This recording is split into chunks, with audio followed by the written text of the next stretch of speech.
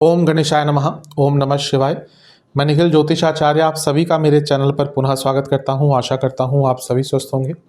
महादेव की कृपा आप सभी पर सदैव बनी रहे। ये वीडियो कुंभ यानी कि एक्वेरियस के लिए बहुत महत्वपूर्ण है, क्योंकि वीडियो है जनवरी 2024 के मासिक राशिफल के बारे में। मेरा मासिक राशिफल जीवन की प्रमुख चीज़ों पर आधारित होता है, जैसे कि सामान्य विश्लेषण, career, business, income, investment, love life, married life, students और सेहत। और वीडियो के अंत में कुछ उपाय भी बताता हूं, जिसके करने से महीने की सकारात्मकता में वृद्धि अवश्य होती है। यदि आपकी लग्न राशि या चंद्र राशि कुंभ है, दोनों ही गाइडेंस के लिए इस राशिफल को देख सकते हैं। मेरा हमेशा से कहना है कि यदि आपको अपनी लग्न राशि पता है तो वहां से देखा कीजिए, वहां से सटीकता ज़्यादा बैठेगी। नहीं पता जिनको अपनी लग्न राशि, वो चंद्र राशि से भी अवश्य देख सकते हैं। तो शुरुआत करते हैं अत्यंत महत्वपूर्ण राशिफल का। शुरुआत करेंगे सामान्य विश्लेषण के साथ। सबसे पहले लग्न भाव को देखेंगे। लग्न में शनि रहेंगे और शनि की जो उपस्थिति है आपके लग्न में, वो सकारात्मकता की तरफ ही आपको लेकर जाएगी। देखिए, शनि एक राशि में बहुत लंबे अरसे रहते हैं, 2.5 साल रहते हैं, और अब उनको 1 साल ऑलमोस्ट हो चुका है। तो अब शनि का एक सकारात्मक रूप सभी को दिखने लगेगा, क्योंकि 1 साल में वो अच्छी तरह से स्थित नहीं हो पाए अपने आप को। उनकी जो स्थिति थी वो अपने आप को कंट्रोल नहीं कर पाए, क्योंकि जैसे ही कुंभ में प्रवेश करे थे 2023 में, पहले अस्त हो गए, फिर वक्री हो गए। तो अब जाके शनि महाराज का एक अच्छा स्वरूप दिखेगा और एक जो शुभता है वो शनि महाराज की सबको दिखनी शुरू होगी। ये मानना कि शनि महाराज नेगेटिव ग्रह है, बुरे ग्रह है, ये सबसे गलत धारणा है। वो कर्मों के फल देते हैं, तो कर्म भी तो हमारे ही हैं, इस जन्म के हो, पिछले जन्म के हो, वो सारा खाता तो उनके पास होता है। तो ये मान के चलिए, जब शनिदेव आ रहे हैं तो आपको अपने कर्मों के फल दे रहे हैं। अच्छे जो देंगे वो भी आपके ही होंगे, बुरे भी देंगे वो भी आपके ही होंगे। तो शनिदेव को इसमें कसूरवार ठहराना, उसमें कुछ भी श्रेष्ठता नहीं है। तो शनि अब आपके लग्न में बैठेंगे, बैठे हुए हैं ऑलरेडी, और अब बहुत अच्छा प्रभाव देना शुरू हो जाएंगे। लग्न के स्वामी है, प्रतिष्ठा देंगे, मान देंगे, सम्मान देंगे। तीसरे भाव को देखेंगे, साहस पराक्रम देंगे। सप्तम को देख रहे हैं, यानी कि आपकी इमेज को और सुधारेंगे। 10वें को देखेंगे, यानी कि आपको और कर्मठ बनाएंगे, आपके कर्म करने की क्षमता को और बढ़ाएंगे। तो कुंभ के लिए शनि महाराज का जो प्रभाव है बहुत अच्छा रहेगा। और किसी ग्रह का डायरेक्ट इम्पैक्ट लग्न पर नहीं रहेगा। तो बाकी ग्रहों की स्थिति पर नजर डाल देते हैं। पहले इस महीने जो प्रमुख राशि परिवर्तन होंगे उनकी बात करेंगे। सबसे पहला होगा बुध महाराज का, और वो होगा 7 जनवरी को, जब बुध आपके 11वें भाव में प्रवेश कर जाएंगे। बुध यहां पर अपनी नॉर्मल अवस्था में आ गए हैं, क्योंकि पहले धनु में ही थे। 13 दिसंबर को वक्री हुए, फिर महीने के अंत में, दिसंबर के अंत में पतित हो गए। अब क्योंकि अपनी खुद की अवस्था में वापस आ गए हैं, और आपके लिए वो पंचमेश है और अष्टमेश है। लक्ष्मी स्थान के स्वामी का यहाँ पे जाना धन प्राप्ति, लक्ष्मी प्राप्ति बहुत अच्छे योग बनाता है। और अष्टमेश का यहाँ पर आना, यानी कि अचानक से धन प्राप्ति के योग बनते हैं। यहाँ पर बुध की युति मंगल के साथ होगी, जो दशमेश है, यानी कि कार्य क्षेत्र में भी अपनी क्रिएटिविटी के दम पर आगे बढ़ पाएंगे। और यहाँ पर सूर्य के साथ भी होंगे, जो सप्तमेश है, यानी कि बिजनेस में भी आपको आइडियाज आएंगे, बिजनेस में भी आगे जाने का अवसर मिलेगा। जब लाभ स्थान में इतने सारे ग्रह होते हैं तो व्यक्ति को लाभ अवश्य प्राप्त होता है। मैं कई बार बता चुका हूँ कि 11वां स्थान वृद्धि का होता है। 11वां स्थान सबसे शुभ स्थान माना जाता है कुंडली में। यहाँ पर पाप ग्रह भी भौतिकता के रूप से बहुत अच्छे माने जाते हैं, यानी कि धन, ऐश्वर्य प्राप्ति, हर चीज के लिए पाप ग्रह भी यहाँ पर अच्छा प्रभाव देते हैं। इसीलिए 11वें घर में इतने सारे ग्रहों का जमावड़ा आपको अच्छा ही प्रभाव देगा, आपको शुभ प्रभाव ही देने वाला है। इसके साथ 15 तारीख को एक और राशि परिवर्तन होगा, वो होगा सूर्य महाराज का। और सूर्य आपके 11वें घर को छोड़कर 15 जनवरी को आपके 12वें घर में चले जाएंगे, मकर संक्रांति वाले दिन। इसीलिए इस दिन को मकर संक्रांति कहते हैं, क्योंकि सूर्य की उपस्थिति जो है वो मकर में हो जाती है। कई बार लोग पूछते हैं कि ज़ोडिएक साइंस होते हैं, जो फॉरेनर्स या वेस्टर्न्स को फॉलो करते हैं, कि 21 से 21, कभी मिला के देखिएगा कि जो वो सूर्य बता रहे हैं कि ये सूर्य इस राशि में होते हैं, या फिर ये आपका सन साइन है, और हमारे सूर्य उस टाइम पे कहाँ होते हैं, और किसका पंचांग सही होता है, ये सबको पता है। तो जो ये ज़ोडिएक साइंस मानते हैं ना, उसके हिसाब से अपने कैरेक्टर्स देखते हैं। ठीक है, कैरेक्टर्स थोड़े मैच होते हैं, लेकिन भारतीय ज्योतिष का उस चीज़ से कोई लेना देना नहीं है। अगर आप वो 21 से 21 वाला ज़ोडिएक साइन मानते हैं, वो वेस्टर्न्स का है, और कहीं ना कहीं उसमें सूर्य की स्थिति बहुत गलत दिखाई देती है। तो सूर्य आपके 12वें घर में आ जाएंगे, और आपके सप्तमेश है, ये पति और पत्नी के बीच में थोड़ी सी खटास ला सकता है और आपके पत्नी की तबीयत भी इस महीने थोड़ी सी बिगड़ सकती है, उसका ध्यान दीजिएगा। सरकारी कार्यों में थोड़ी बाधाएं आ सकती है, सरकार से थोड़ी दिक्कत आ सकती है, कुछ सरकार से संबंधित कार्य करते हैं तो भी प्रॉब्लम हो सकती है, टैक्स आदि के इश्यूज थोड़े तंग कर सकते हैं, इम्यूनिटी थोड़ी वीक हो जाती है जब सूर्य 12वें घर में जाते हैं। और थोड़ा सा सेहत का ध्यान दीजिएगा, क्योंकि देखिए क्या है कि शनि लग्न में अवश्य है लेकिन वो 12वें घर के भी स्वामी है। ऑलरेडी 1 साल से आपको कुछ ना कुछ रोग चल रहा होगा और ये सूर्य का 12वें घर में आना भी थोड़ा सा आपको रोग ग्रसित कर सकता है, ध्यान दीजिएगा इसका। एक और राशि परिवर्तन होगा इस महीने, शुक्र जो कि आपके योग कारक है, बहुत शुभ आपके लिए एक ग्रह है और सभी के लिए शुभ है, आपके लिए और शुभ बन जाते हैं क्योंकि आपके योग कारक है। तो योग कारक ग्रह का 11वें घर में जाना यानी कि कई अटके काम, अटका पैसा, इनकम अपॉर्चुनिटीज जो अटक रही थी, कार्य जो बनते बनते रुक जा रहे थे, उन सब में आपको वृद्धि प्राप्त होगी। भाग्येश है, लाभेश और लाभ स्थान में बैठेंगे यानी कि लाभ प्राप्त होगा भाग्य के द्वारा। और चौथे भाव के स्वामी है, घर में भी पैसा आएगा, लेकिन चौथे भाव के स्वामी अपने से अष्टम है, घर में बीमारियां आ सकती हैं, घर में कलह कलेश हो सकती है, तू मैं हो सकती है, पैसों की बात को लेकर झड़प इस महीने में। 18 जनवरी को शुक्र जाएंगे यहाँ पर, उसके बाद ये सारी चीज़ें आपको देखने को मिल सकती है। लेकिन जैसे मैं पुनः बताऊँगा, 11वां भाव इतना स्ट्रांग है यानी कि धन प्राप्ति के लिए तो बहुत ही अच्छा, बहुत ही श्रेष्ठ महीना है। राहु आपके धन स्थान में है, अच्छा है, राहु का धन स्थान में होना कहीं ना कहीं धन की वृद्धि कराता है। और राहु इंटरनेट के कारक है, राहु आज मॉडर्न चीज़ों के कारक है। जो बदलाव आते हैं वो राहु के कारण आते हैं, केतु के कारण आते हैं, तभी ये दोनों ग्रह सबसे अलग हैं। तो राहु का दूसरे घर में होना, अगर आप अपने इनकम के जरिए में, इनकम के तरीके में कुछ बदलाव लाना चाहते हैं तो राहु बहुत अच्छा आपको फल देंगे, इसका लाभ उठाना शुरू कर दीजिए। अगर आप बहुत लंबे अरसे से सोच रहे हैं कुछ ये करना है, वो करना है, कुछ बदलाव लाना है, करिए। राहु देखिए, ज्योतिष में हम ये बता सकते हैं आप क्या कर सकते हैं। कभी कभी मैं कुछ कमेंट्स पढ़ता हूँ, हम ज्योतिष का काम ये नहीं होता कि आपको सक्सेसफुल हम बना देंगे, हम आपको गाइड कर सकते हैं। आपकी मुश्किल हो उससे किस तरह से निकालना है, कब निकल सकते हैं, वो ज्योतिष एक गाइड कर सकता है। बाकी तो आपके हाथ में होता है, अच्छे टाइम को कैसे और बेटर कर सकते हैं वो ज्योतिष आपको गाइड कर सकता है।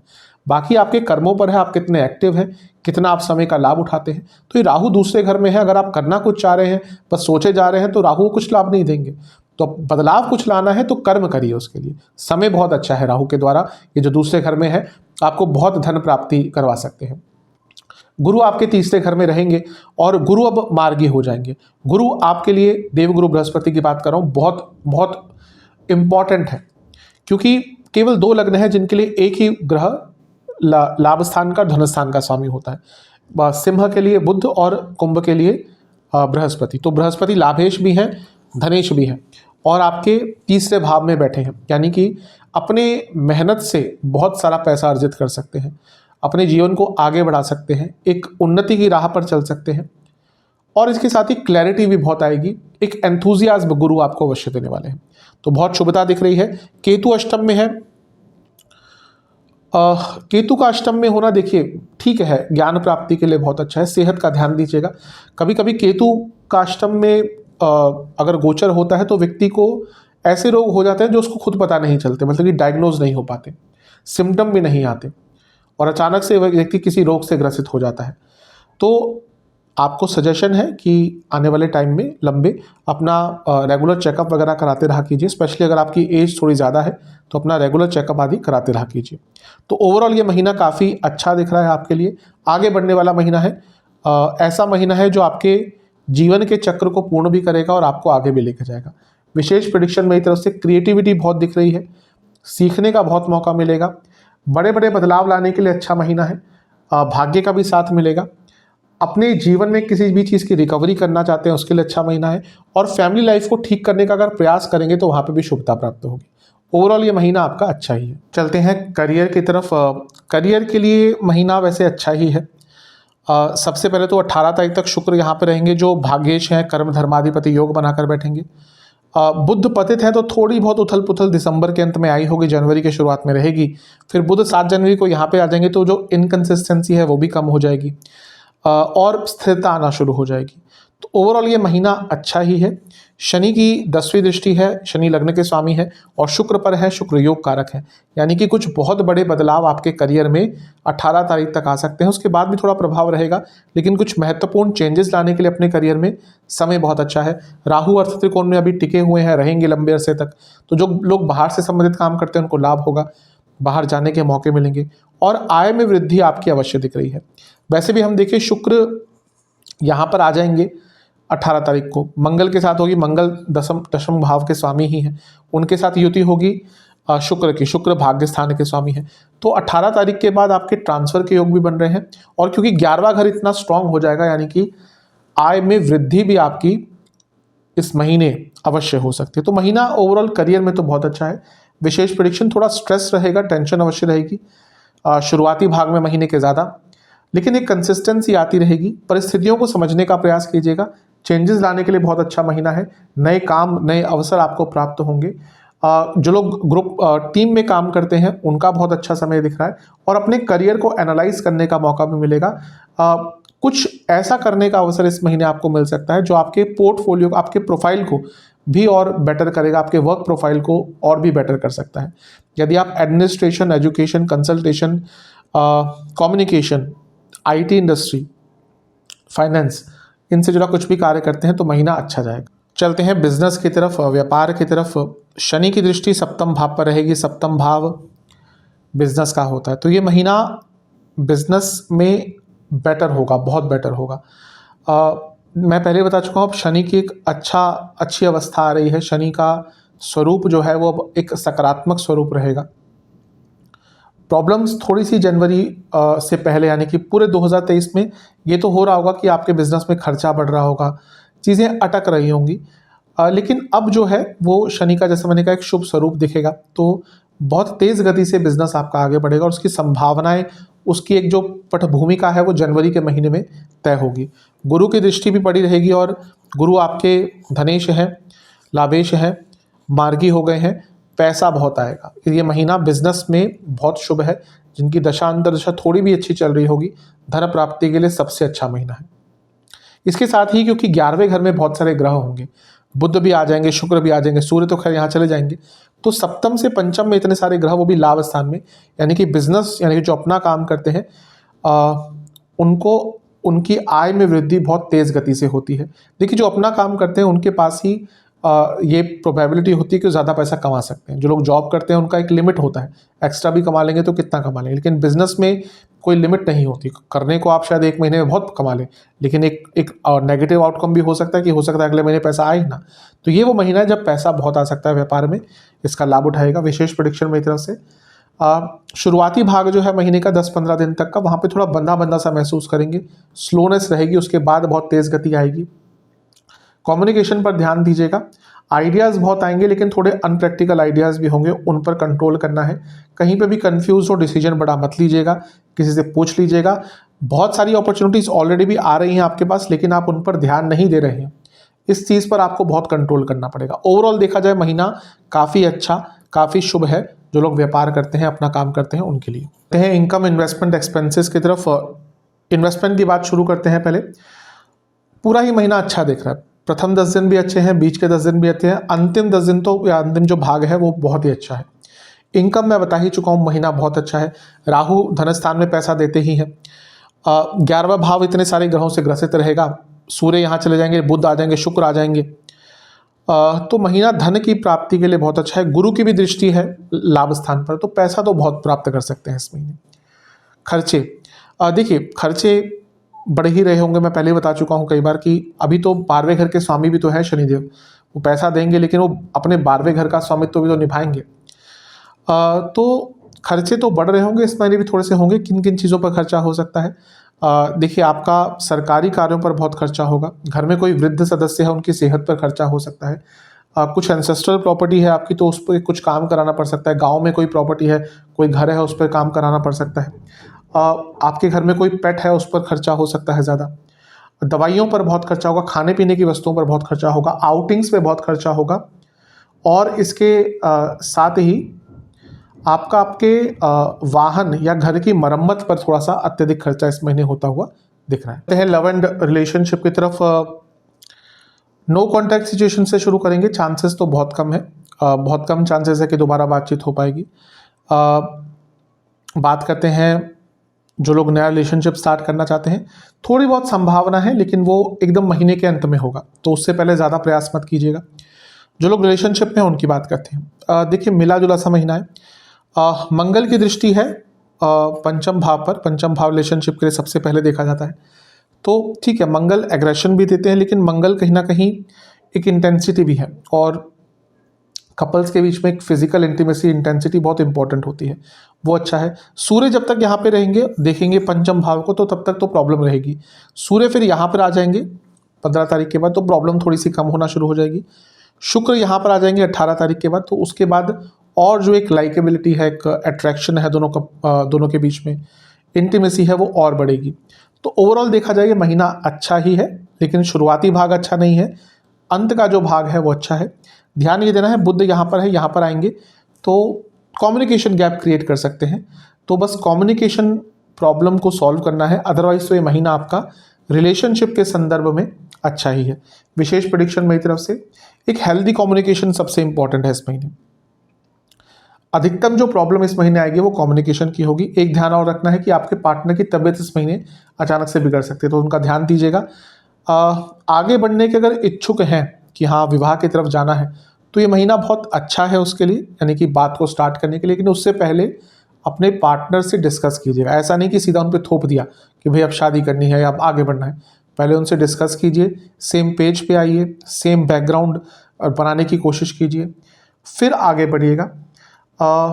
डिस्कशंस इस महीने बहुत इंपॉर्टेंट रहेगी, किसी भी चीज़ को लेकर हो। ज़्यादा अथॉरिटेटिव बनने की कोशिश बिल्कुल मत कीजिएगा, बहुत बड़ी प्रॉब्लम हो जाएगी। ओवरऑल महीना ठीक ठाक है रिलेशनशिप के लिए। वैवाहिक जीवन की तरफ चलते हैं। सप्तम भाव पर शनि की दृष्टि है, बहुत अच्छा प्रभाव नहीं देती। अच्छी चीज़ ये है कि अब गुरु की मार्गी दृष्टि भी आ जाएगी, तो अगर कोई प्रॉब्लम चल रही है तो उसको सॉल्व करने का अवसर मिलेगा। जो प्रॉब्लम चल रही है उस पर रिकवरी का अवसर मिलेगा। सूर्य जो सप्तम के स्वामी है, वो 15 तारीख को 12वें घर में आ जाएंगे। यहाँ से प्रॉब्लम एक्चुअली स्टार्ट होगी। यहाँ पर आपके पति या पत्नी की तबीयत भी बिगड़ सकती है, और आप दोनों के बीच में बहुत बड़ा झगड़ा भी हो सकता है। तो ये कह सकते हैं कि महीने का शुरुआती भाग ठीक ठाक है, उसके बाद का जो समय है वो बहुत प्रॉब्लम लेके आ रहेगा। सप्तम से पंचम में बहुत सारे ग्रह होंगे जो एक्सपेक्टेशन बहुत बढ़ाते हैं, इसीलिए मैरिड लाइफ में एक्सपेक्टेशन बढ़ेंगी। और जब भी एक्सपेक्टेशंस बढ़ती हैं, वो हम अपने आप से लगाते हैं, किसी और से लगाते हैं, तो दुख मिलता ही है। एक्सपेक्टेशन एक रूट कॉज है हमारे जीवन में दुखों का। हम जितना एक्सपेक्ट करते हैं उतना हम दुखी होते हैं। तो ये महीना है जब आपका मैरिड लाइफ में एक्सपेक्टेशन बढ़ेंगी और उसके कारण दुख प्राप्त होगा। तो ठीक है, थोड़ा सा कंट्रोल करके रखेंगे, एक्सपेक्टेशन कम रखेंगे, ठीक रहेगा। विशेष प्रेडिक्शन मेरी तरफ से, थोड़ा स्ट्रेस बढ़ेगा अवश्य, कन्फ्रंटेशंस आर्ग्यूमेंट्स बहुत होंगे जैसे जैसे महीना बढ़ता जाएगा। एक बैलेंस ला के रखना है, थोड़ा मैच्योरली चीज़ों को हैंडल करना है। ऐसी चीज़ें सामने इस महीने आ सकती है जो आपने छुपा कर रखी थी, या मैरिड लाइफ में जो अब तक हिडन थी। ऐसी कई चीज़ें होती हैं जो या तो आप छुपाते हैं, आपके लाइफ पार्टनर छुपाते हैं। कुछ ना कुछ चीज़ें सामने आएंगी जो आप दोनों को ही थोड़ा अनकंफर्टेबल कर सकती है। थोड़ा सा समय निकालकर अपने मैरिड लाइफ को रिव्यू कीजिएगा, एनालाइज कीजिएगा, सोचिएगा कि कहाँ पर गड़बड़ आ रही है। बहुत संभावना है कि इस महीने आपको एटलीस्ट पता चल जाएगा कि प्रॉब्लम कहाँ से है, और ये सबसे अच्छा होता है पहले पता चल जाए प्रॉब्लम कहाँ पे है, फिर व्यक्ति उसको सॉल्व करे। तो मिला जुला सा महीना है वैवाहिक जीवन के। स्टूडेंट्स की तरफ चलते हैं। एग्जाम से शुरू करेंगे। शुरुआती 10 दिन बहुत अच्छे हैं, बीच के 10 दिन बिल्कुल भी अच्छे नहीं हैं। अंतिम 10 दिन में थोड़ा फ्लेक्सिबल रहना पड़ेगा, और कहीं ना कहीं थोड़ी तैयारी पहले ही करनी पड़ेगी आपको। यहाँ पे एक चीज़ दिख रही है कि बहुत आप लेड बैक हो जाएंगे, उसके कारण प्रॉब्लम्स आ सकती है। वैसे स्टूडेंट्स की बात करें, पंचमेश बुध है और स्टूडेंट्स के या स्टडी के कारक भी बुध बनते हैं, तो वो मार्गी हो जाएंगे महीने के शुरुआत में ही, फिर अच्छी अवस्था में आ जाएंगे। ओवरऑल महीना जो है स्टूडेंट्स के लिए अच्छा है, क्योंकि पंचम भाव पर इतने सारे ग्रहों का प्रभाव रहेगा, तो स्टूडेंट्स को आगे बढ़ने का मौका मिलेगा। जो जॉब ढूंढ रहे थे उनको भी एक मौका मिल सकता है। कारण क्या है कि दशमेश यानी कि करियर के स्थान के स्वामी मंगल यहाँ पर बैठकर पंचम भाव को ही देखेंगे, तो जिन स्टूडेंट्स को जॉब चाहिए थी उनके लिए महीना बहुत अच्छा है। विशेष प्रेडिक्शंस, इस महीने यात्राओं के आपके बहुत योग दिख रहे हैं, तो अपने शेड्यूल को प्लान करके चलिएगा। कई कार्य पूर्ण होंगे, मैच्योरिटी से हैंडल करना पड़ेगा चीज़ों को, और एक फ्लो होना चाहिए जीवन में। अगर एक फ्लो नहीं रहेगा, एक लयबद्ध तरीके से आप नहीं आगे बढ़ पाएंगे तो प्रॉब्लम होगी। ओवरऑल तो मिला जुला सा महीना है, ऑन द पॉजिटिव साइड ही ज़्यादा है। सेहत की बात करते हैं, आपको इस महीने ज़्यादा नसों की प्रॉब्लम, आँखों की प्रॉब्लम, दाँतों की प्रॉब्लम और ENT यानी कि ईयर नोज़ थ्रोट की प्रॉब्लम तंग करेगी। जो शुरुआती 10 दिन है इसमें BP, नसों की प्रॉब्लम, स्लीप डिसऑर्डर और पीठ का दर्द ज़्यादा तंग करेगा, वाटर रिटेंशन भी। बीच के 10 दिन में इंजरी के योग हैं, चेस्ट की प्रॉब्लम तंग कर सकती है और ब्लड डिसऑर्डर्स। जो अंतिम 10 दिन है इसमें लिवर की प्रॉब्लम, इन्फ्लेमेशन, नसों के रोग और गले के रोग ज़्यादा तंग करेंगे। उपाय की बात करते हैं, किसी भी हनुमान जी के मंदिर में 4 घी के और 2 सरसों के तेल के दिए अर्पण करने हैं बजरंगबली को, और हनुमान चालीसा, शनि चालीसा का 2-2 बार पाठ करना है। आशा करता हूँ कि वीडियो आपके काम आएगी। चैनल पे नए हैं, सब्सक्राइब कर लीजिए, वीडियो को लाइक कर लीजिए। मिलता हूँ अगली वीडियो में, तब तक के लिए ओम नमः।